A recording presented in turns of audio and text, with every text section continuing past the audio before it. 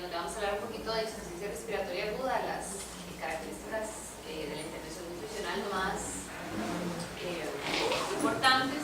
Después vamos a hablar de algunas situaciones especiales que reflejan algunas variables, por ejemplo, cuál es la diferencia en la nutrición del paciente en condición cronada, un poquito de cáncer de pulmón y un poquito de fibrosis quística, que son, digamos, los que tienen un poquito más de general de información.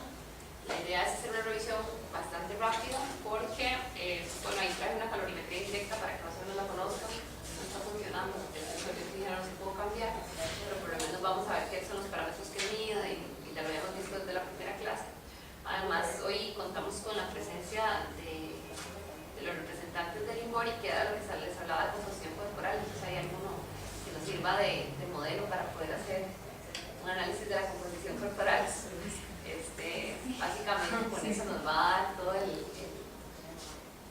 características y podemos entre todos ver más o menos a partir de ahí cuáles son todos los análisis que vamos a hacer. Previamente a eso ellos nos van a dar un poco de explicación para poder tener una base un poco más amplia en el caso de ustedes sobre esos criterios importantes para analizar la composición corporal, que es importante irlo conociendo porque cada vez va a ser una realidad más frecuente y más cercana que los hospitales cuenten con este tipo de analizadores. Entonces al final pues vamos a tener la oportunidad de evaluar a los diferentes pacientes.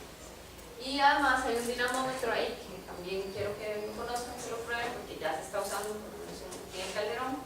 Lo usamos para los pacientes ambulatorios y hay proyectos de empezar a usarlos con los pacientes hospitalizados. Pues evidentemente el paciente que tenga un nivel de conciencia apropiado para usarlo, ¿verdad? Pero al final de cuentas la ventaja del dinamómetro, como ustedes lo van a ver ahora, es que nos va a predecir un poco la fuerza muscular y con eso la posibilidad de que el paciente vaya recuperando un poco la masa muscular. Bueno, entonces vamos a hablar un poquito sobre lo que es la atención nutricional en pacientes con insuficiencia respiratoria aguda. Básicamente recordarles que la insuficiencia respiratoria aguda va a obedecer a múltiples causas, desde aspiración hasta una infección pulmonar que puede ser difusa, se puede presentar secundaria a pancreatitis, a diferentes tipos de sepsis, a trauma o a inhalaciones de toxinas. En general, no es una patología que tenga una incidencia fácil de establecer y lo que sucede es que hay una serie de estados inflamatorios que van a hacer que el endotelio se vaya a dañar y finalmente van a terminar produciendo daño a nivel de la pared alveolo-capilar.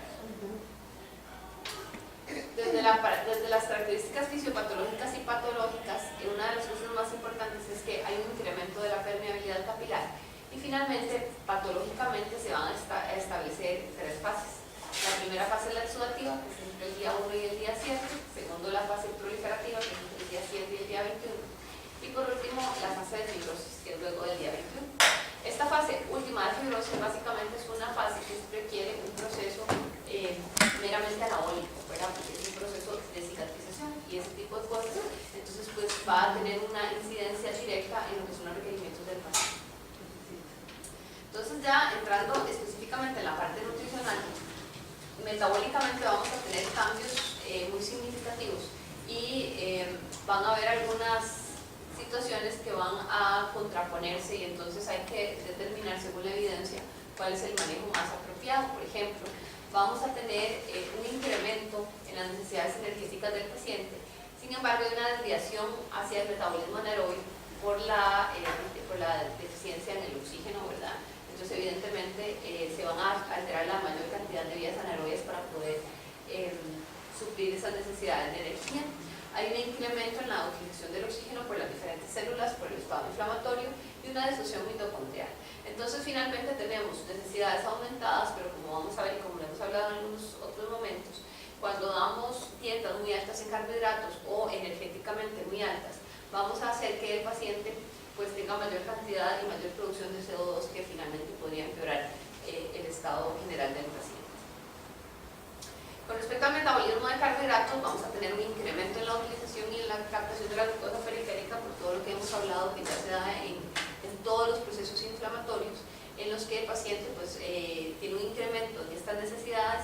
Sin embargo, también se desata una insuficiencia, una resistencia a la insulina que impide la adecuada utilización de esta glucosa a nivel periférico. Entonces el problema aquí básicamente va a ser cómo llegar dar una alimentación adecuada sin influir en todas estas características.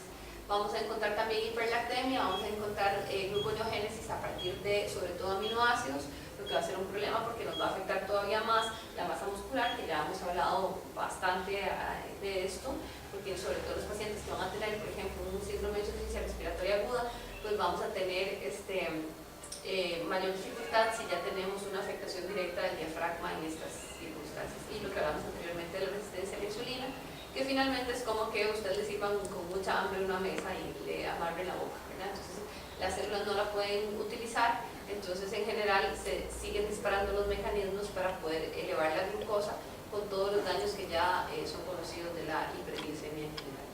Con respecto a los lípidos, hay un incremento de la lipólisis porque hay un incremento de las necesidades energéticas, pero hay una recirculación de los ácidos grasos, entonces esto al final de cuentas nos va a producir alguna formación de radicales libres. Puede ser que haya una hipertrigliceridemia secundaria que se disparan todos los mecanismos para el incremento en la glucosa a nivel sanguíneo, puede llevar incluso esteatosis hepática y a una disminución de la cetogénesis. Con respecto al metabolismo de las proteínas, también se va a presentar lo que conocemos como un autocanibalismo, que es un incremento del catabolismo proteico total. Finalmente esto es gluconeogénesis, se activan básicamente los ejes por los cuales la proteína se va a destruir, sobre todo el ubiquinina proteasoma, y a partir de aquí entonces el paciente empieza a perder de forma significativa toda la masa muscular.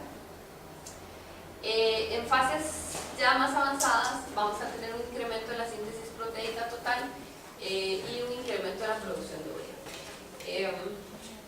Básicamente vamos a tener requerimientos altos, incluso pueden llegar hasta requerirse 2 gramos por kilogramo por día de proteína, que es un requerimiento ya muy alto. Se considera hiperproteica cuando la dieta ya aporta más de 1.5 gramos por kilo por día. Y la relación kilocalorías no proteicas versus gramos de nitrógeno en pacientes con estas patologías debe andar entre 80 a 1 a 100. ¿A qué nos referimos con esto? Por cada 6.25 gramos de proteína que yo aporte, aporto 1 gramo de nitrógeno, que finalmente es lo que vamos a lograr medir cuando hacemos las mediciones de orina de 24 horas. Y finalmente, las calorías que vienen de los carbohidratos y de los lípidos son las calorías no proteicas. Entonces, esta relación lo que nos va a decir es, por todas las calorías que yo aporto que no vienen de las proteínas, cuánto nitrógeno le estoy dando a mi paciente. Entonces, entre más corta sea esa relación, o sea, entre más cercano a 80 y entre más lejos de 150, lo que quiere decir es que mi dieta es más alta en proteínas y más baja en calorías, que finalmente es una de las tendencias de todo tipo de pacientes críticos de este momento, usar dietas hiperproteicas y podríamos decir que normocalóricas con alguna tendencia a hipocalóricas. Entonces, en general, lo recomendado es utilizar entre 25 y 30 kilocalorías por kilo, más tirándonos hacia 25, ¿verdad? Excepto en algunos otros pacientes que uno podría, por condiciones adicionales, querer un poco más de aporte. Y parte de la evidencia nos habla de que uno podría considerar la suplementación como algún tipo de proteína específica como aminoácidos de cadena ramificada que van a venir en algunas de las fórmulas que utilizamos.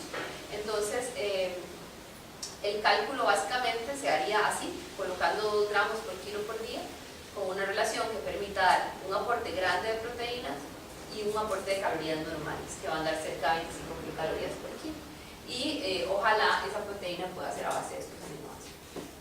Entonces, en general, hay alguna evidencia que nos vaya a decir que los procesos inflamatorios que van a afectar el pulmón directamente pueden verse beneficiados por diferentes tipos de inmunonutrientes, de lo que ya habíamos hablado un poco. Por ejemplo, este artículo nos habla sobre el uso, y es un metaanálisis de ácidos grasos omega 3 en algunos de los pacientes con síndrome de estrés respiratorio, y básicamente lo que va a hacer es comparar una dieta estándar que tenga una relación más bien mayor de ácidos de omega 6 con una dieta enriquecida con EPA, que es el ácido eicosapentanoico, y con GLA, que básicamente van a funcar como omega 3, ¿verdad? Entonces, lo que hacen es evaluar y comparar este tipo de dieta, y finalmente lo que hacen es verificar cuáles son los efectos en cuanto a oxigenación y resultados clínicos. Resultados clínicos sobre todo incorporando sepsis intrahospitalaria, estancias en UCI y costo en general. Todos los pacientes que fueron evaluados tenían lesión aguda y estaban sometidos a ventilación mecánica asistida, y se concluye que finalmente el uso de los ácidos grasos omega 3 van a tener una reducción significativa en el riesgo de mortalidad y mejoras con la oxigenación y los resultados clínicos. El artículo es muy claro, ¿verdad? Porque es un metaanálisis con estudios de bases de datos bastante importantes y significativas. El asunto aquí, digamos, en parte de lo que se cuestiona en el propio artículo, es que la dieta enriquecida con omega 3 finalmente fue enriquecida con lípidos, ¿verdad? La otra era una dieta promedio que tenía carbohidratos, proteínas y lípidos en proporciones similares. Esta, al enriquecerla con omega 3, varía, digamos, las proporciones. Entonces, finalmente termina siendo una dieta más baja en carbohidratos, más alta en lípidos. Entonces, parte de lo que se ha cuestionado en algún momento es si yo solo logro dar una dieta más alta en lípidos, independientemente del tipo de lípidos que yo esté dando, no voy a lograr el mismo efecto. Eso todavía ahí está en discusión, porque se supone que el omega 6 más bien es proinflamatorio y que si mi dieta solo fuera más alta en lípidos sin una relación adecuada, más bien podría empeorar la condición del paciente. Entonces, por el momento las recomendaciones es que si vamos a variar el estándar de dieta del paciente es utilizar omega 3. Venden preparados de omega 3, ¿verdad? Que es el mismo aceite de pescado, para poder, digamos, suplementar las dietas con este tipo de dosis. Esta es otra de las dietas que va a hablar también sobre el omega 3, pero básicamente lo que está comparando aquí es el uso de diferentes aceites. Uno de aceite de soya y el otro aceite de pescado. Entonces, como les digo, se hicieron esos dos grupos y finalmente la conclusión fue que los pacientes que utilizaron aceite de pescado versus aceite de soya, que digamos más o menos vendría a diferenciarse del estudio pasado por lo que les comentaba, se logró disminuir la inflamación medida, por ejemplo, en marcadores bioquímicos como proteína C reactiva, ¿verdad? Y la sepsis secundaria a la falla ventilatoria aguda. Entonces, al final de cuentas, la suplementación de este tipo de pacientes o el uso de algún tipo de fórmula que ya venga suplementada con diferentes aceites altos en omega 3, pues pareciera que tienen una tendencia a disminuir los procesos inflamatorios y a mejorar la condición ventilatoria del paciente. Esto básicamente es una revisión que se hizo con respecto al manejo en general de lo que debería de ser el soporte nutricional en el paciente con un daño pulmonar agudo. Se realizó en el 2011 y es de una de las revistas, digamos, más prestigiosas en el campo, que son las dos que tiran la Asociación Americana, que es de Aspen. Entonces, esta se hizo en el 2011 y básicamente lo que nos va a decir es que el paciente que tiene una condición, un síndrome de insuficiencia respiratoria aguda, va a tener un requerimiento de energía incrementado entre un 20 a un 30%. ¿Eso qué quiere decir? Por ejemplo, yo tengo, ahora vamos a ver un poco de la calorimetría, pero finalmente si yo por las fórmulas y por calorimetría determino que mi paciente necesita 1200 calorías, necesito suplir un 20 a un 30% más de esas calorías para lograr cubrir el requerimiento de un paciente que tenga un síndrome de estrés respiratorio agudo. Otra de las cosas que pone muy clara esta revisión es que hay que tener muchísimo cuidado con la sobrealimentación, por lo que les explicaba, que si yo sobrealimento a mi paciente, pues voy a tener más producción de CO2, entonces voy a empeorar, voy a dificultar el destetado del ventilador, voy a empeorar su condición pulmonar. Entonces, en general, no más de 25 kilocalorías por kilo y con una vigilancia en la que pues, los carbohidratos no deberían de sobrepasar más del 30% del aporte en general. Lo ideal también es que se prefiera la nutrición enteral. Cuando uno no logra dar nutrición enteral al paciente, lo tiene con nutrición parenteral o sin nutrición en todos los casos, se ha descrito lo que se llama una translocación bacteriana a nivel intestinal. Esta translocación bacteriana básicamente lo que dice es que cuando yo no estimulo las células a nivel del intestino de alguna manera, entonces se van a abrir, por ponerlo de alguna forma más clara, una especie de brechas, digamos, virtuales que van a permitir el paso de bacterias al torrente sanguíneo. También se ha descrito de alguna manera translocación bacteriana a nivel bronquial y se supone que la nutrición enteral va a prevenir la translocación bacteriana tanto a nivel bronquial como a nivel pulmonar, como a nivel intestinal. Con respecto a si yo debo usar sondas nasogástricas o sondas nasoyeyunales en pacientes, sobre todo cuando hay riesgo de broncoaspiración, cada vez la evidencia nos va a decir más que independientemente del tipo de riesgo, el uso es indiferente. No va a aumentar residuo gástrico, no va a aumentar datos de intolerancia. Lo único que ha demostrado ser superior la sonda nasoyeyunal versus la sonda nasogástrica es en la rapidez en la que el paciente va a alcanzar el requerimiento nutricional total. Nada más, básicamente. Después de ahí no se ha demostrado en ninguno de los estudios y se ha intentado hacer uno tras otro que la sonda nasoyeyunal tenga alguna ventaja y es mucho más difícil de colocar, entonces en general no hay otra cosa. También ellos respaldan la utilización de ácidos grasos omega 3 en este tipo de pacientes. Entonces, todos los artículos básicamente van a hablar de estos puntos claves, que no debería haber una sobrealimentación, que siempre vamos a preferir nutrición enteral versus parenteral, y usualmente los pacientes que tienen una condición ventilatoria pura, ¿verdad?, que no es secundaria a otra situación que nos vaya a afectar directamente el tracto gastrointestinal, la nutrición enteral va a ser suficiente y adecuada para poder suplementar las necesidades del paciente. Recordar que siempre vamos a ir de lo más fisiológico a lo menos fisiológico, y solo en casos donde el tracto gastrointestinal ya sea inutilizable, vamos a empezar a pensar en nutrición parenteral, cada vez menos. En pacientes críticos sobre todo, y según las últimas guías, si el paciente tiene un score de Nutric mayor de 5, que va a ser cuando tiene un grado de nutrición moderada o severa, entonces sí deberíamos de empezar en las primeras 24 o 48 horas un aporte parenteral si no logramos alcanzar los requerimientos. Pero en un paciente que tenga un riesgo moderado o leve, un riesgo leve o que no tenga riesgo nutricional, por ejemplo, en algunos casos especiales de pacientes que hayan enfrentado algo muy agudo, entonces podríamos esperar hasta una semana, considerando que la nutrición parenteral podría tener más bien riesgos mayores del aporte del paciente, ¿verdad?, en ese tipo de condiciones específicamente. Entonces, con eso hay que, digamos, tenerlo muy claro. Con respecto ya a las otras condiciones especiales, era importante revisar casos, digamos, que en algunas ocasiones nosotros tenemos preguntas frecuentes y que se han ido modificando.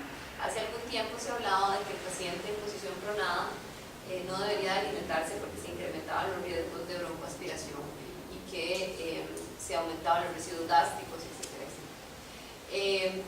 Ahora hay que tomar en cuenta que es una práctica pues, bastante frecuente en UCI en general, con buenos resultados, ya que mejora la oxigenación y que ha demostrado en diferentes estudios que va a reducir mortalidad. Y como les digo, la nutrición enteral hace algún tiempo pues estaba casi que contraindicada, o por lo menos había mucha controversia al respecto. Se han hecho una serie de estudios, este es uno de los más grandes que se hizo en el 2014, se publicó en una revista de medicina intensiva, y básicamente lo que dice es que no hay diferencias en cuanto a la cantidad de nutrición que yo logre administrar, no hay diferencias en cuanto al residuo gástrico ni a la frecuencia de vómitos en pacientes. Entonces, finalmente, en el paciente pronado, lo ideal es iniciar la nutrición enteral con la misma premura que se inicia en otro tipo de paciente, y además fijarle igualmente una meta calórica y proteica e intentar alcanzarla con la misma velocidad que lo hacemos con un paciente que no esté en posición pronada. También en algún momento se decía, bueno, el volumen no puede ser muy grande porque entonces se tendría que concentrar en otras cosas. En general no hay nada y cada vez hay poco más de información que nos dice que no hay diferencias significativas en eso. Entonces, a partir de ahí es bastante interesante considerar. Con respecto ya a lo que sería pacientes de cáncer de pulmón, no hay mucha diferencia a otro tipo de pacientes con cáncer en general. Sí, el cáncer de pulmón es uno de los tumores que se encuentran dentro de los clasificados dentro de una clasificación que se llama tipos de tumores que tienen un potencial moderado para producir alteraciones directamente en el estado nutricional de los pacientes. Entonces, en general, este tipo de tumores, vamos a ver que el paciente, en cerca de un 60% de los pacientes que tienen algún tipo de cáncer de pulmón, van a presentar una alteración directa del estado nutricional. Y lo ideal es que puedan ser intervenidos desde el momento del diagnóstico y que lleven un acompañamiento nutricional desde el principio. También es importante recordarles que algunos quimioterapéuticos, y sobre todo algunos típicamente utilizados para cáncer de pulmón tienen un potencial emetogénico pues, alto. Entonces, el acompañamiento nutricional va a permitir que el paciente no pierda tanto peso. En este estudio, básicamente es un estudio bastante viejito, pero desde ya se hablaba de que la intervención nutricional iba a lograr que el paciente detuviera o mejorara la pérdida de peso que ya había enfrentado durante el proceso. Este es otro estudio un poquito más nuevo, pero básicamente no nos va a decir mayores diferencias, que la incidencia de desnutrición en este tipo de pacientes es moderada, que se debe diagnosticar desde el inicio del estado nutricional y hacer un plan de seguimiento, que es muy frecuente que ellos vayan a presentar anorexia, náuseas y vómitos, y además recordar que cada vez va a ser más importante la función del intestino en todos los aspectos, y es uno de los órganos más sensibles a los procesos de higiene, y evidentemente un paciente con afectación pulmonar pues va a tener una disminución del oxígeno a nivel sanguíneo importante, y entonces va a ser el tracto gastrointestinal uno de los primeros afectados. Desde la perspectiva de la prevención, sí se ha recomendado que el alto consumo de frutas y vegetales va a favorecer que el paciente tenga presente menor cáncer de pulmón, pero es bastante cómico porque resulta que se recomiendan las frutas y vegetales por el alto contenido de caroteno y de vitaminas, sobre todo de vitamina A y de vitamina C, pero resulta que hay estudios donde el suplementar con caroteno a los pacientes más bien incrementa el riesgo de padecer de cáncer de pulmón. Entonces al final es como la combinación que usted puede encontrar en el consumo de las frutas y vegetales, pero no se recomiendan los suplementos porque en pacientes que tengan una predisposición genética podría en dosis mayores más bien afectar. Para paciente con trasplante de pulmón, en realidad es poco lo que se ha descrito, pero una de las cosas más importantes también es que el paciente debe tener una preparación, sobre todo previa, que es uno de los aspectos en general que más se está manejando prácticamente para todos los trasplantes, donde logremos hacer una evolución que permita al paciente responder en forma adecuada al proceso de cicatrización al que se va a enfrentar y lograr de alguna manera que el paciente vaya directamente al trasplante pues preparado tanto nutricional como inmunológicamente, que es lo que nos va a favorecer. Entonces, la intervención nutricional debería hacerse desde el momento de alguna patología, del diagnóstico de alguna patología crónica, ya sea fibrosis o ya sea POC o ya sea algún tipo de fibrosis quística, ¿verdad?, que también nos vaya a afectar. Y a partir de aquí el paciente se vaya siguiendo un proceso nutricional que le permita enfrentarse a este tipo de pacientes. Previo al trasplante sí se recomienda una restricción en la cantidad de carbohidratos y de calorías totales que el paciente vaya a consumir, pero una vez que ya el trasplante se haya hecho, aparte de los cuidados propios en los pacientes trasplantados por asuntos meramente de la inmunosupresión, no hay ninguna característica específica de la perspectiva nutricional que uno deba de tener, y eso es importante considerar. Con respecto a lo que es la fibrosis quística, es todo un reto en realidad el manejo nutricional de los pacientes con fibrosis quística, porque usualmente la prevalencia de la nutrición es muy alta, porque lo ideal es que hayan intervenciones nutricionales tempranas y eso no sucede, ¿verdad? O sea, ya cuando llegan son pacientes ya más viciados y con mayores problemas nutricionales durante la evolución.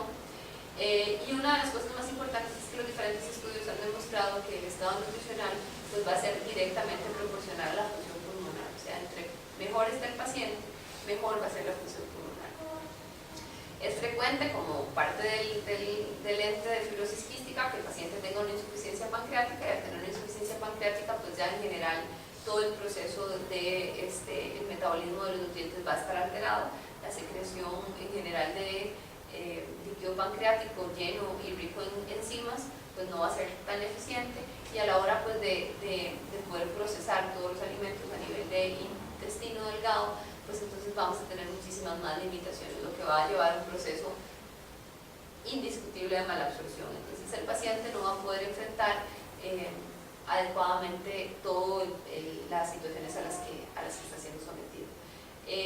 Más de un 60% de los pacientes con fibrosis quística van a desarrollar diabetes mellitus, entonces también hay que considerar las restricciones desde la perspectiva de esta patología, que son generales y todo, y las obstrucciones intestinales, que es frecuente por las mismas secreciones que van a ser supremamente espesas. Entonces a partir de ahí hay que empezar a manejarlo. Las recomendaciones es, vean cómo se incrementa el requerimiento. Habíamos hablado de que para los pacientes, por ejemplo, con un síndrome de insuficiencia respiratoria aguda, iba a ser entre 120 y 130. Para fibrosis quísticas entre 120 y 150% el requerimiento basal.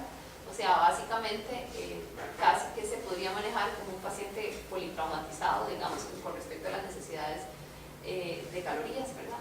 Se requiere un alto contenido de grasa, ¿verdad? Sobre todo porque no va a haber una buena absorción, un alto contenido de proteínas, que es muy importante, porque el problema es que como no se pueden metabolizar muy bien, entonces los procesos en general de reparación frecuente por toda la situación a los que se van a enfrentar, pues va a ser muy necesario, y las proteínas en general no se pueden metabolizar correctamente. Los líquidos y el manejo de líquidos es supremamente importante en ellos, porque como tienen el problema básico de las secreciones que van a ser muy espesas, entonces vamos a intentar que ellos tengan una ingesta abundante de líquidos para poder lograr cubrir ese requerimiento. Con respecto al uso de suplementos, siempre se recomienda que sean suplementos bajos en carbohidratos para poder ayudar con el control, uno, de la diabetes, y dos, de su patología pulmonar en general, y el manejo ha de ser continuo. Eso es una de las cosas más significativas e importantes. El paciente con fibrosis quística no debería nunca de prescindir del control nutricional, porque en muchas ocasiones ellos llegan a tener procesos de malnutrición bastante severos. También existe evidencia de que algunos de los ácidos grasos omega 3, sobre todo el ácido glucosapentanoico y el glucosahexanoico, y en algunas ocasiones ácido linoleico y linolénico, van a favorecer en general el estado respiratorio de los pacientes con fibrosis quística. Este estudio básicamente utilizó esos tipos, es un estudio pequeñito, pero que se realizó durante un año, y lo que hizo fue valorar algunos marcadores importantes como marcadores inflamatorios, marcadores espirométricos. También evaluó las reagudizaciones respiratorias que los pacientes tenían, que es muy frecuente en este tipo de pacientes, cuántos antibióticos tenían que consumir. Les hizo a partir de la escala de St. George una evaluación de la calidad de vida y antropometría, y se obtuvieron resultados bastante interesantes. Por ejemplo, se logró disminuir las reagudizaciones y el consumo de antibióticos en los pacientes que estaban suplementados, mejoraron los parámetros antropométricos, espirométricos, la masa magra y la dinamometría. También hubo una reducción significativa de anticuerpos, ¿verdad? Y de los niveles de factor de necrosis tumoral. Entonces, en general, básicamente para este tipo de pacientes, una de las cosas más interesantes es la suplementación, pero específicamente con ácidos grasos omega 3, y lograr que el paciente pues, se apegue un poco a las recomendaciones, porque el problema básico de los chicos con fibrosis quística es que, como es una enfermedad genética, empieza desde muy pequeñitos y cuesta mucho el manejo, sobre todo en etapas de bebés y en etapas de adolescencia. Entonces, a partir de aquí hay que sentarse para establecer una serie de estrategias que ellos puedan ir siguiendo y que puedan ir colaborando para mejorar el estado nutricional. No sé si hasta aquí tienen preguntas para seguir con la parte de la composición corporal. ¿Todo bien? Sí. Cuando usted mencionó que entre la zona longitudinal y la nasogástrica hay una que alcanza ahora más rápido a nivel nutricional, es la nasogástrica. Sí. Digamos, es lo único que han demostrado los estudios, que se alcanza más rápido el requerimiento, pero después de ahí no hay menos residuo gástrico, no hay menos. No sé si la verdad.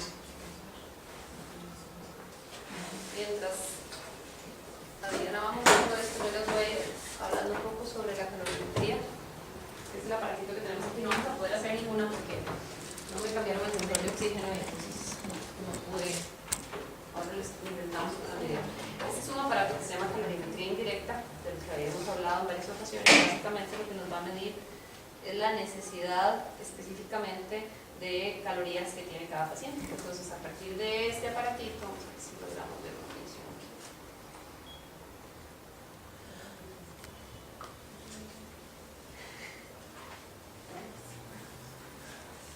Que era lo que les decía anteriormente, que si que usualmente nosotros vamos a algún lado,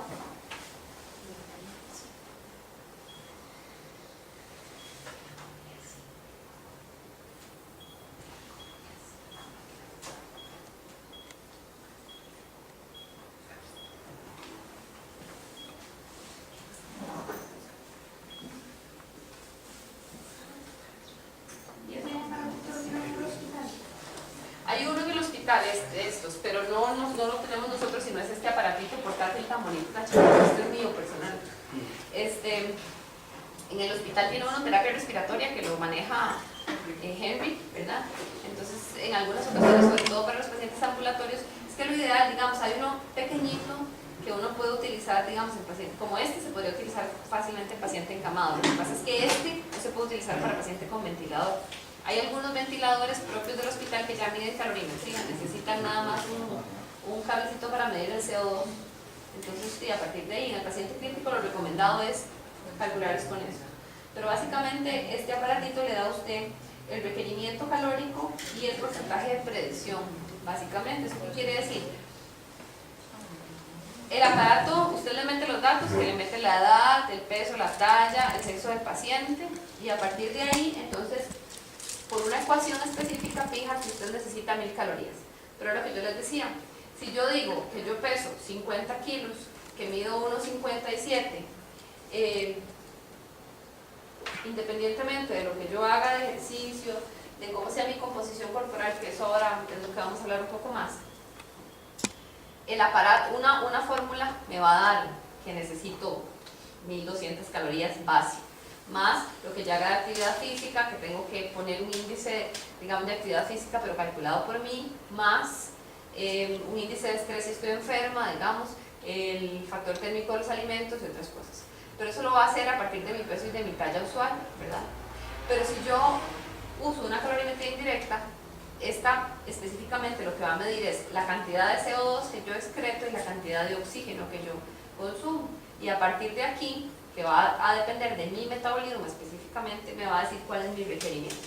¿Por qué? Porque hay gente que tiene un requerimiento mucho más acelerado porque su masa muscular es mucho mayor, y hay gente que tiene un requerimiento mucho menor porque no tiene masa muscular, porque tiene algún trastorno metabólico, porque etcétera, etcétera. Entonces permite hacer un cálculo mucho más individualizado y específico de esa persona, de cuál es su requerimiento en general, para poder, digamos, hacerle un plan nutricional o establecer cuáles son sus metas calóricas y proteicas en el caso de los pacientes hospitalizados. Para los pacientes encamados y demás, se utiliza como una especie de concha que se le pega a un aparato similar a este. Más o menos el tiempo mínimo de medición ha de ser 5 minutos y el tiempo máximo anda cerca de 15 minutos. Entonces usted a la concha le pega este aparatito y entonces tiene el sensor claro y básicamente le va a dar los datos. Por aquí tiene un sensor de oxígeno, que es este que está mal en este aparatito, y finalmente le va a decir cuál es el requerimiento. Entonces aquí, y otra cosa importantísima de las calorimetrías es que les va a hablar del cociente respiratorio, que fue lo que hablamos en las primeras clases.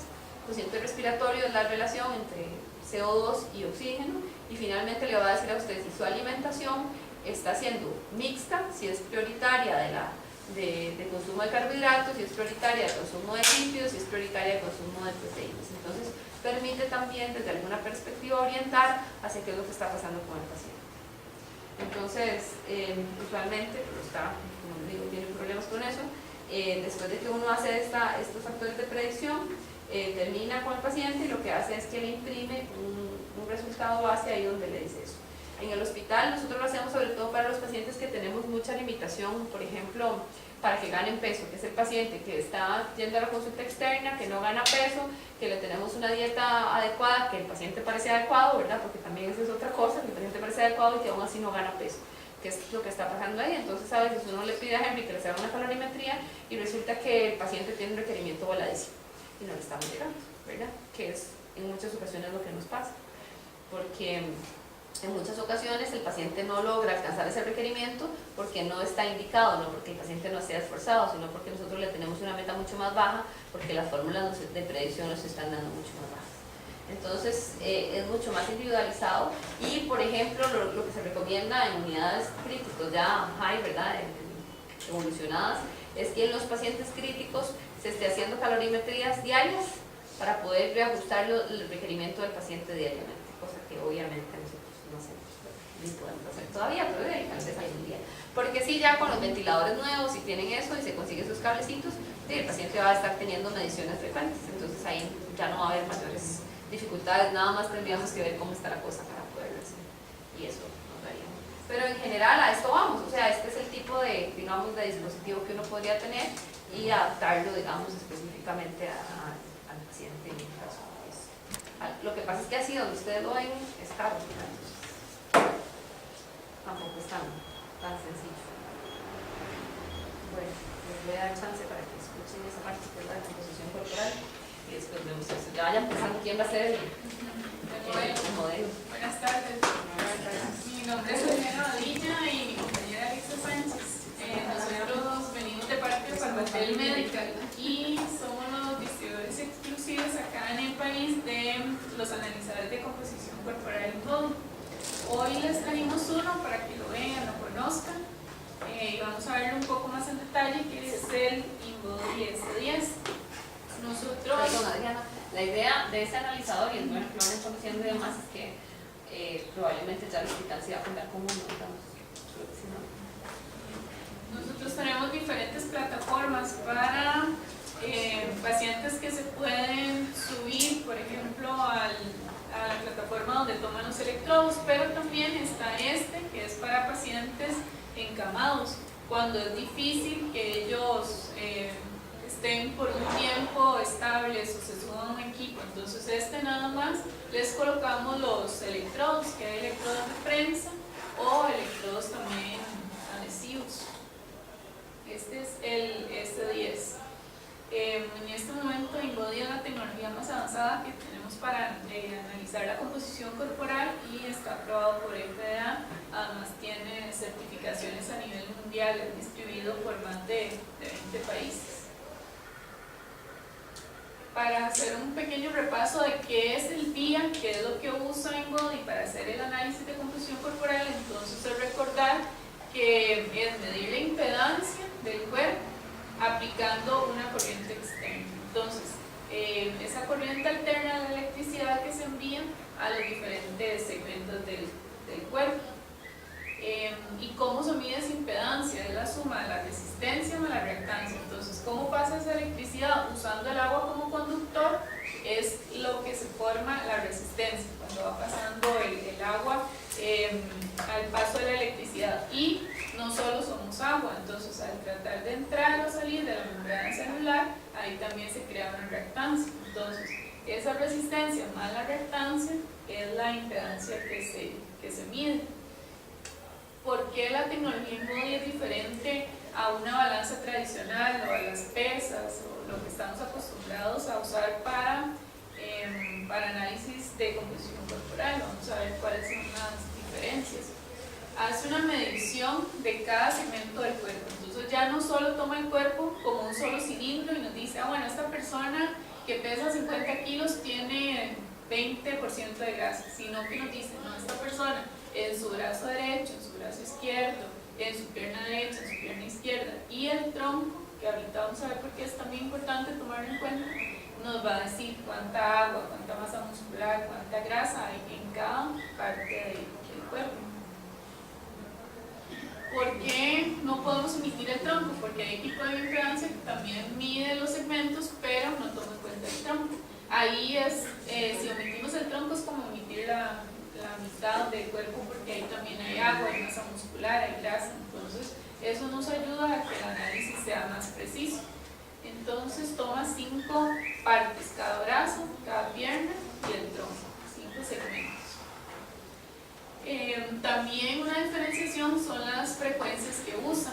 Entre más frecuencias use, más detallado puede ser el análisis. Y va desde frecuencias bajas hasta frecuencias altas. Entonces, empezamos desde 1 kHz hasta llegar a 1000 kHz, que sería 1 MHz. Eso es para brazo derecho, para brazo izquierdo, para el tronco, para pierna derecha y para pierna izquierda. ¿Para qué también nos ayuda eso? Si hay poquitas frecuencias o frecuencias muy bajas, solo van a andar por el agua extracelular, pero si necesitamos atravesar y llegar hasta intracelular, entonces esas frecuencias y frecuencias altas nos permiten llegar al agua intracelular, atravesar la membrana. También los 8 puntos táctiles. Todos los modelos InBody tienen 8 puntos táctiles. En el caso de que la persona se sube al equipo, son los 4 que hay en los pies y los 4 que se toman con las manos. Y es en este caso, como el S10, también se colocan 8, que son en las manos y en los pies. ¿Y eso cómo nos ayuda eso? Eso es que siempre sea un mismo punto de inicio con ese sistema que está patentado, que es utilizando los pulgares, el electrodo pulgar. Entonces, el voltaje siempre va a salir de las muñecas y de los tobillos. Eso nos asegura la precisión del análisis. Este es un punto muy importante, no usar estimación empírica, porque la mayoría de los equipos usan estadísticas. Por ejemplo, si esta persona es una mujer y tiene entre 18 y 28 años, debería tener más o menos tanto de grasa o de masa muscular. O si es atleta, seleccionamos modo atleta y entonces nos da que si una persona que no es atleta se sube al equipo, nos da que tiene más masa muscular que lo que realmente tiene, o menos grasa. Entonces está estimando. El InBody no estima, entonces no toma en cuenta edad, sexo y otros factores para hacer el análisis. Entonces, si tenemos una prueba normal, una prueba con los datos del paciente, y después le cambiamos la edad, por ejemplo, tiene 20 años y le decimos que tiene 66 años, los datos que nos da de peso, masa muscular, de masa grasa y los demás datos del análisis tienen que ser los mismos, no pueden variar por la edad, porque le dimos que en una era un niño, en otra un adulto mayor y es la misma persona. Entonces, no va a variar según la edad de la persona o si es hombre o mujer. Nos va a dar una fotografía real de cómo está la composición corporal de la persona, independientemente de esos factores. En resumen, lo que hemos visto entonces es que mide cada segmento del cuerpo, cada brazo, cada pierna, el tronco, lo toma en cuenta, usa multifrecuencias, frecuencias bajas hasta frecuencias altas, no usa estimación empírica y utiliza 8 puntos táctiles de los electrodos con la tecnología del pulgar. Eso nos da una alta precisión, una correlación convexa del 98% y una alta reproducibilidad. Si hacemos el análisis debe estar muy similar. Lo que les decía de la correlación convexa es que si tomamos un examen, un InBody, y lo comparamos con DEXA, los datos son prácticamente los mismos, ¿sí? Pero con DEXA el valor, el costo en DEXA es muchísimo más grande del equipo, el espacio que ocupamos para tener el DEXA, a lo que nos tenemos que ver, por ejemplo, la radiación, si es una mujer embarazada no se puede hacer el análisis. Entonces, es mucho más sencillo hacerlo con InBody, es más barato y tenemos resultados similares, 98% de la correlación. Dijimos que vamos a hablar sobre este modelo específico, que es el S10. Entonces es un modelo portátil que ahora les enseño, es nada más una maletita pequeñita que se puede andar en un carrito para transportarla fácilmente, y es especializado porque también lo podemos dar usos en áreas como por ejemplo en nefrología o en soporte nutricional. Ese es el equipo, el que está ahí en la imagen, que es esa cajita pequeñita y con el carrito para poder no tener que andarlo cargando, y los electrodos que tienen. En ese caso los de prensa están al lado derecho, y los adhesivos en el lado izquierdo, que se colocan en los brazos y en las piernas. También tiene una llave para poder no tener que andar a la computadora, porque eso nos va a pasar sus datos a la computadora y vamos a crear un registro de cada paciente. Entonces vamos a tener un historial.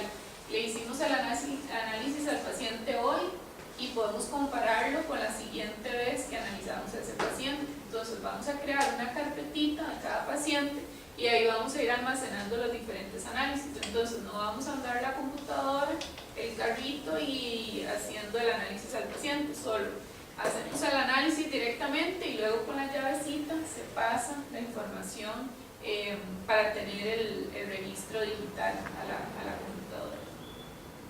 Trabaja con baterías, se puede conectar también a la electricidad. Lo podemos hacer el análisis la persona sentada, si definitivamente está acostado en un paciente encamado también lo podemos hacer encamado, o si la persona se puede poner de pie también. Están los tres, uno nada más selecciona el modo en que va a hacer el análisis, sentado, acostado o de pie. Se puede hacer de un modo regular, no un paciente cualquiera, o un paciente que está recibiendo un proceso de diálisis, se hace después de diálisis, y ahora vemos para qué nos ayuda eso. Es desde 10 hasta 250 kilos, podemos hacer para personas en ese rango, y desde 95 hasta 2,20 metros la estatura, de niños desde 3 años y personas hasta 99 años. Estos son los electrodos que se colocan y la postura. Cuando tomamos en postura acostada tenemos que tener cuidado que decíamos que miden cada segmento del cuerpo, entonces tienen que estar separados los brazos, separadas las piernas, que no estén pegando para que pueda hacer la medición de cada parte del cuerpo. Si es sentado, tenemos que tener cuidados, solamente que los soportes no sean de metal, porque estamos utilizando electricidad, el agua como conductor, entonces que no sean de metal. Si son de metal podemos colocar una toalla o tapar el soporte, y lo mismo que hablábamos de que no se pegue los brazos al tronco o las piernas unidas, tiene que estar separado cada segmento del cuerpo para que haga una medición adecuada. ¿Cómo nos puede ayudar esto? Hay diferentes usos. Los tres que podemos rescatar más importantes es para el peso seco, cuando estamos trabajando con pacientes en nefrología y vamos a ver cuánto se debe extraer de líquidos, entonces nos calcula cuánto es ese peso seco, ya no se hace de forma empírica, si le dio muchos calambres después o si se sentía bien, ya nos calcula el peso seco del paciente. Nos sirve para diagnosticar problemas de circulación también, ahora lo vamos a ver en un caso más detallado para que les quede un poco más claro, y para evaluar el estado nutricional del paciente. Así podemos ver si el paciente está retándose o si el paciente está mejorando o si el paciente perdió peso, ese peso lo perdió en agua o lo perdió en masa muscular o fue grasa. Entonces, si la membrana celular del paciente, el estado nutricional está bien, si podemos mejorar en la parte de minerales, proteínas, entonces todo eso lo podemos ver por medio del análisis. Si hacemos un paciente con diálisis, el InBody se hace después de realizado el proceso, así sabemos si realmente fue efectivo y si el peso es el adecuado para ese paciente.